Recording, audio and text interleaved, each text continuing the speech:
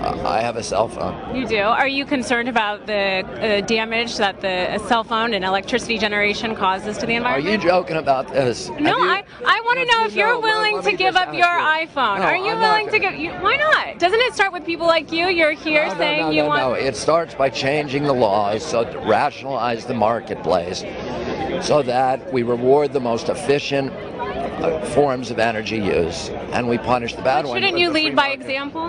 No. I do lead by example. So are you going to give up your cell phone? No, I'm not going to give up my Are you going to give up your car? Are you going to give up yours?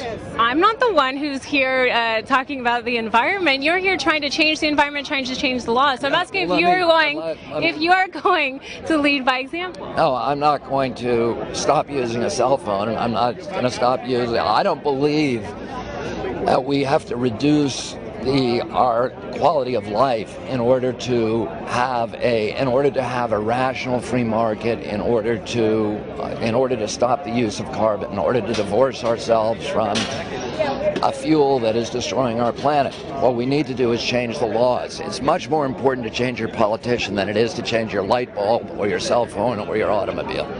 It's much more important because right now, the Koch brothers own the Tea Party, they own the Republican Party, and they own a lot of the Democratic Party. And if they were saying to us, listen, we don't care what kind of car you use, but we're going to make a law that says you can't make a car in this country unless it gets 40 miles per gallon, or you can't make a car unless it's an electric car. And everybody's quality of life can be maintained. We don't have to go to war and spend $4 trillion in foreign wars because the Koch brothers are going to make higher profits from doing that. And one of the biggest canards that the press has fallen for is by blaming individuals for their own choices. That's not the issue. The issue is what's happening on Capitol Hill, and that's the thing you guys aren't paying attention to.